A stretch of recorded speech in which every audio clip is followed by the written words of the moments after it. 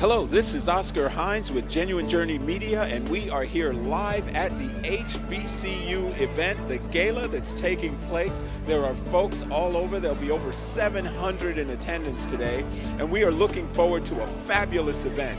We're going to be interviewing some of the participants, and we invite you to stay tuned. We're supporting a very important cause here, helping our young people to get an education that we hope will last a lifetime. So I am here with Lady Dreama, and I want, if you wouldn't mind, telling us what your position is in the organization. I am the National President of Top Ladies of Distinction Incorporated, and I direct 110 chapters of Ladies and Top Teens. Wow, that's an awesome responsibility, and this is an amazing event, I have to say. Yes, it is. It started out, we didn't know that it was going to be this big, but it just mushroomed, and it's really big, and we are very happy about that. So as the president, can you tell us a little bit about sort of the goals, the charter? What is the objective of the organization, and what is your vision for its continued growth? Top Ladies of Distinction is a 501c3 community service organization, and we implement programs under 5 major thrusts, and that's the status of women, senior citizens, community partnerships, community beautification, and our main thrust is Top Teens of America. We also partner with NCNW, United Negro College Fund, Sickle Cell Disease Awareness, and UNCF. So we have a lot of things that we're doing. Some of the new things that we've started under my administration is that we have we become partners with St. Jude. And that is a wonderful organization, and we raised $41,000 for them this year. We have partnered with March of Dimes since 1984, and we raise at least $40,000 a year for them. So we're doing a lot of good things. Outstanding. Well, I just want to say it's been such an amazing journey. What advice would you have for some of the young people in light of some of the unrest and some of the things that's taking place now? The only advice that I have for them is that they should do what their parents tell them to do. And they should try to stay out of trouble, and they should try to always respect everybody and just not fly off the handle when a circumstance come up. Think about it, because if you fly off the handle, that could be the last time you fly off the handle. And we have policemen and those types of individuals come in and talk to our teens about things like that, about how to conduct yourself when you're out in public, how to conduct yourself when you're stopped by the law, all of those different things. And it's important that we do that, because you see all of the unrest that we're having now in all of the different cities, and it's just uncalled for, and we don't want that to happen to our teens. Well said. And so your vision for the organization, is there anything that during your tenure that you'd like to see accomplished that hasn't yet been done? We are doing almost everything that I envisioned. When I rolled out my program last year, everything that I said that I wanted to do, they have jumped wholeheartedly into it, and we're doing it. Now, we are going to have a 50th anniversary for our Top Teens of America, because in 1969, that's when we started Top Teens of America. So in 2019, which will be my last conference, we're going to have a 50th anniversary. We're going to invite all of those wonderful people back to tell us everything that they've done during the time that they've been gone, and how Top Ladies of Distinction impact their success in their jobs and their livelihood and whatever else in their lives. So that's something important that I want to do. And we also want to start a TTA Alumni Association, because once the teens graduate and leave Top Teens of America, there is no other conduit for them to participate with us. So we want to make sure that these teens who have come through Top Teens of America are able to come back and mentor the teens that we currently have. So that's one of the things I definitely want to do. Well, excellent. Congratulations on all of your success, and it's just an honor and a privilege to meet with you and to be at this amazing event. Thank you so much. Hello, we are here with Miss Vera Bumpers. Miss Bumpers, welcome. So tell us, what are you doing at the event today? Oh, I came out to support several friends who are being honored today. And it's just an exciting time. I support HBCUs. I believe in HBCUs, and I think that we should take every effort to promote HBCUs. That's fabulous. Now, can you tell us a little bit about professionally what you do? Because you hold one of the really important jobs here in Houston. Well, I am the chief of Metro Police Department here in Houston. Proud to be. Yes. And Metro has done so much. A lot of changes are taking place. What are some of the more poignant things that you see and some of the initiatives that you're undertaking here in the city? I think what I'm trying to do is make sure that we get more involved in the community. We have several initiatives that involve us more with the community, getting out our cars, actually interacting with the citizens and especially the youth. So this year we've done some things like we call it Meet Metro Police Day, and we do that once a month where we go to different areas wherever Metro system runs, and we interact with the students, with the community, with the riders. We give out a survey card, ask them, do they feel safe on the system? What kind of job are we doing? Just to get that feedback. If there's anything that we can do to make them feel safer. And we also give out trinkets and just engage and talk. Sometimes it's just that communication, bridging that gap that may be there and helping them to understand who we are and what we do so they can feel comfortable if they ever need us. Houston has enjoyed, and I applaud what you're doing, Houston has enjoyed a relatively good reputation as it pertains to helping de-escalate situations. Is that a major part of the initiative? Is that a dialogue, a conversation that's being had with officers now? What I'm trying to do is really promote peer accountability. It's our responsibility to be responsible for each other. If you wear the uniform and you see your peer that may be crossing the line on the slippery slope, you're just as responsible to bring that to superior's attention so we can make sure we address it, and as well as to continue to educate officers on how to de-escalate, how to interact with the community. Don't allow yourself to be provoked or go into a volatile situation. You can always back up, calm down, and allow someone else to be present so you can hold each other accountable when you're having an interaction. Wow, well said. I'm excited. So with your capabilities and skills at the helm, I think we're going to have a safer city, and I want to thank you for your support of all of the amazing events and the initiatives that you're taking. Thank you so much. I know it takes all of us trusting God first and us working together and just communicating. Thank you. Thank you so much. Thank you. Hello, I'm here with Miss Wanda Skilling-Jones. And tell us, Wanda, what are you doing at the event today? I was invited by a friend who's being honored, and even if she hadn't invited me, I'd want to be here because we always want to make sure that we do whatever we can to support our HBCUs. And being a graduate of Texas Southern University myself, awesome. I put that pretty high on the things to do list. So your experience as a TSU alum obviously helped you impact the city the way you have been impacting it. Tell us a little bit about the importance of that, you think, that young people come into an organization, an HBCU, that they can really connect back into the city? Well, I have a frame of reference for comparison because I did go to a larger university first. And so coming to Texas Southern, I got a better experience, a better feel. I had professors who knew my name, and I wasn't just a number. I could go to them. They knew where my strengths and weaknesses were. They could address those, and we had some personal relationships. Besides that, they were very vested in making sure that African-American students did their best and that they maximized their potential. So absolutely, we want to celebrate that because it's a rich experience to have somebody that's vested in you and that cares.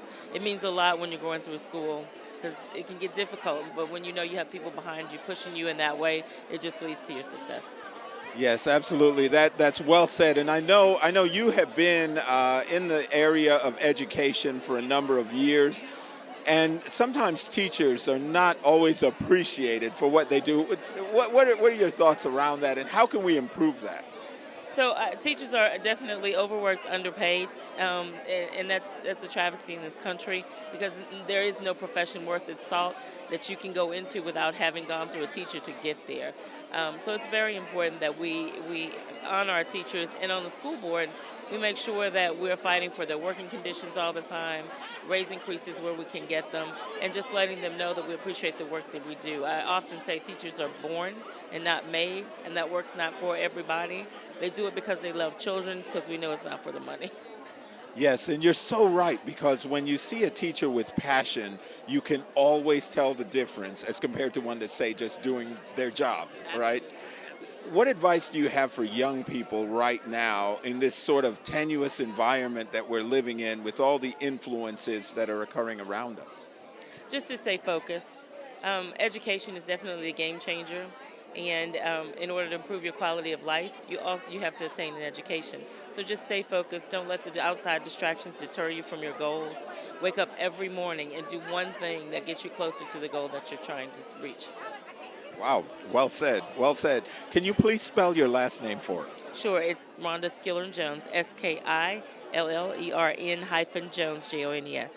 Awesome. Thank you so much, Ms. Skilling. It's a real pleasure. Thank you. We are here with Mr. Fred Hoya of Bayway Automotive Group. And want to understand that, Fred, you're doing most of the sponsorship for the event today. Is that right? Yeah, Bayway is a major sponsor of the top ladies in Houston. We also do top teams, sickle cell, AKAs, Omegas, you name it, we do it. And the top ladies are primarily the organization that gives scholarships to black youth. And it's very important for us to be able to compete as a people in the 21st century. We have to get these kids educated. I don't care whether it's teachers, lawyers, doctors, but also we need plumbers, electricians. We need everybody to compete in the 21st century. Well, when we see this number of people out here, it really makes us proud because we are supporting our communities. And I know for a long time, Bayway has done a lot of outreach, a lot of community outreach. Is that right? Oh, yeah. We've been giving for the last 20 years. In fact, I'm VP of Marketing, Sales, and Community Relations for the Bayway Auto Group. And the thing with us in our community, Bayway gives back to our community. My job is I give to everybody, but I make sure we get our fair share in our community as far as the people. And I feel good about what we do. The Wisniewskis are very good people. Linda and Daryl and Linda. They have a saying that if you're blessed, you have to give blessings back to the community, and that's what they do with this money that we do give. Well, I want to thank you for all you do on behalf of the community. We are so proud of a gentleman like yourself that has risen through the ranks and that continues to represent our community as well as provide quality automobiles. Want to thank you for all your support of KYND Radio, and we greatly appreciate it. Yes, sir. Hello, I'm here with Lady Arlinda Preston Fowler. Is that right? That is correct. And tell us, how are you involved with the event today? Well, the way I'm involved, I'm actually on the executive board for the Lake Houston chapter. That's one of the other chapters here in Texas, or in Houston, should I say. And so, this was an involvement where all of the chapters were asked to get involved and do the best they could. So, we're here to support. It is fabulous. So with all the support of the young people today, we're still seeing some that are challenged. What's your message to young people? What's your advice to help them sort of get connected in our community? Well, it starts in the home, but sometimes, the children in the home don't have what they need because we have a lot of children raising children. And so that's why we are here. We're here to reach out to these young people and try to get them on the right track and the right flow of going the right direction so that they can do the right thing and be successful adults. Well, I love that because it takes a village, right? It does. It takes a whole village. Yes, it does. That is awesome. I really applaud everything that you all are doing. And so your particular chapter, you said, is the Clear... It is the Lake Houston chapter, which is north, yes. And there are several, but ours is Lake Houston chapter. Fabulous. I'm meeting with Miss Joyce Jacket, and she is one of the ladies of distinction being honored tonight. So it's a pleasure to meet you. Thank you. It is a pleasure to be here. So tell us, what got you connected with the organization, and tell us a little bit about your involvement and everything that's sort of taken place leading up to this fabulous night. Well, first of all, I am a top lady, and I am a chartered member of the Umberland Continental Chapter and past president, and I am currently the National Community Partnership Chair. And so my involvement with this is that I'm connected with the national level as well, the local as well as the area. I serve as the area programming director for Area 1 as well. Oh, that is fabulous. My goodness. So when you started in this organization, your vision for change and movement was what? And how have you seen it progress over the years? Well, our main number one thrust is top teens, working with our top teens, and also one of our thrusts is community partnership, beautification, status of women. But our number one thrust, and senior citizens, but our number one thrust is top teens. And so we love working. We have 130 top teens just in my local chapter. And so we have over 3,000 top teens that on a national level. So again, working in the community and making a difference. And this organization started in 1964, and it has been in existence for over 50 years. Yes. Congratulations, that's amazing. So in light of everything that's going on right now in our communities and some of the different unrest, what advice do you have for young people today? And what do you think would sort of help to sort of create a more harmonious and peaceful environment for us and for all of us? The advice I would have for young people is to stay focused and never forget the deposits that their parents put in their lives. And we are like a village, the top ladies of distinction. And so we add to the lives of young people. And my advice to them is to put God first and let God lead them. And you cannot make a mistake if you got God in your life. So follow him and they will be fine. This broadcast being brought to you by Assure Once. One touch gets assurance. According to the FBI, over 1.1 million violent crimes are committed in the United States each year. Police made over 11 million arrests. More than 1 million were DWIs. A fun night with friends can change in an instant. Most drivers will get behind the wheel because they don't believe that they are legally drunk. When the unexpected happens, who do you call? And will you have time? Experts tell us that crime happens when victims least expect it. Circumstances can take a turn for the worst in seconds. With over 30 plus years of law enforcement and security, it's been my experience that things happen either microscopic or nanoseconds. We're dealing with a predator-prey relationship. This predator knows who they want and they know basically what they want. When seconds count, who do you call? How can they find you if you're abducted? Introducing Assure Once. One touch gets assurance. When you tap Assure Once, you instantly connect with 5 lifelines. An automatic text message lets them know that you may be in trouble. Assure Once instantly activates audio and video so your lifelines can hear what's going on and sends out a GPS signal so they can track where you are. Notify a local attorney or bail bondsman with one touch. Your video and data are stored in the cloud, so if anything happens to your phone, Assure Once has you covered. Police are going to respond to you in elapsed time. You need the technology to be there with you when the police can't. When things don't go as expected, we need assurance for the ones we love. Assure Once. One touch gets assurance. Download your Assure Once app today. Go to Assure Once in your Apple and Android store.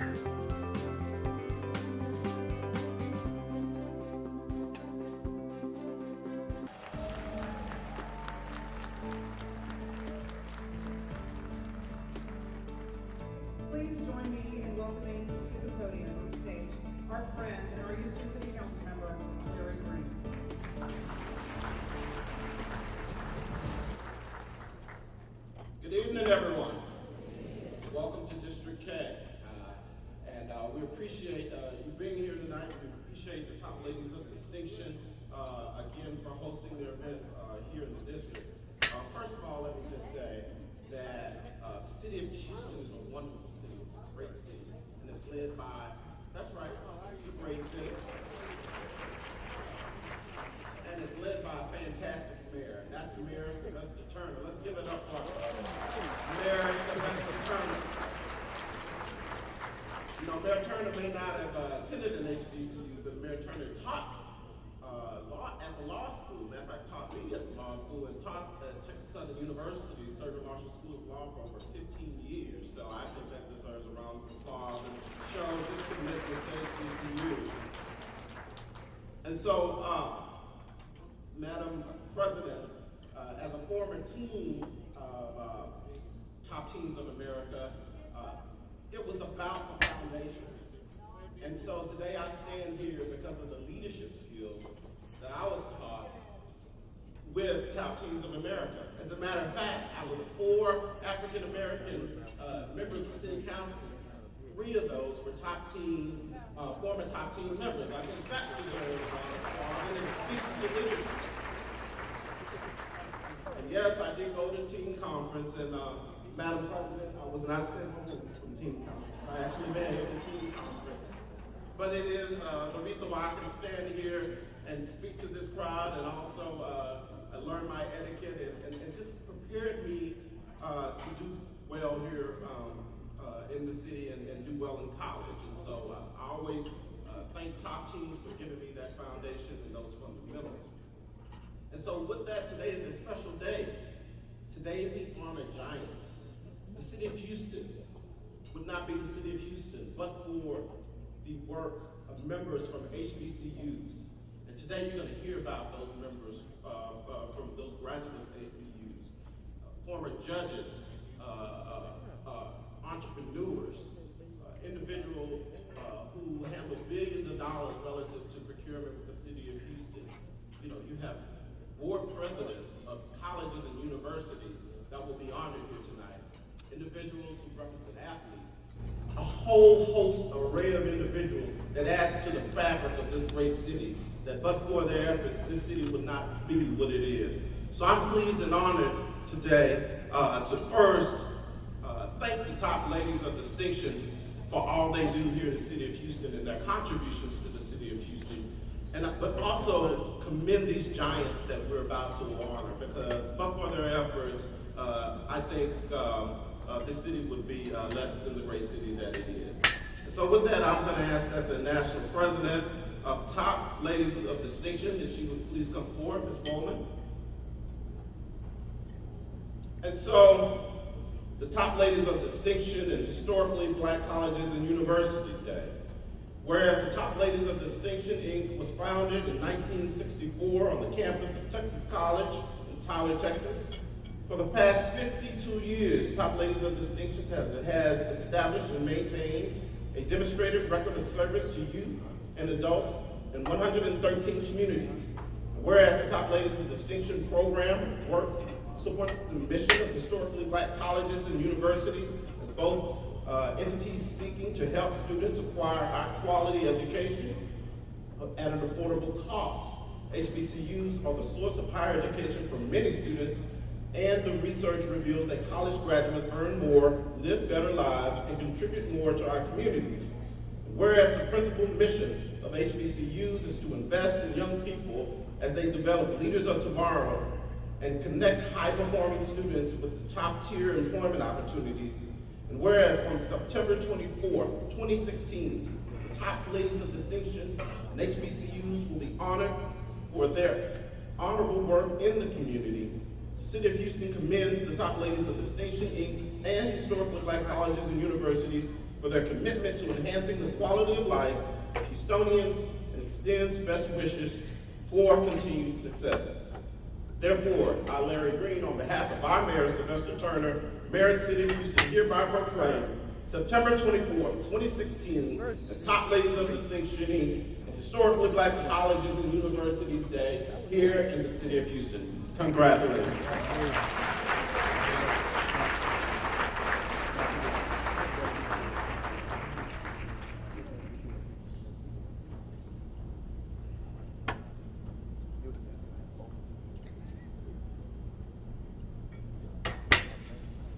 And let me just add that each one of our honorees tonight will also receive a proclamation signed by Mayor Sylvester Turner as their day today. So, congratulations on your day.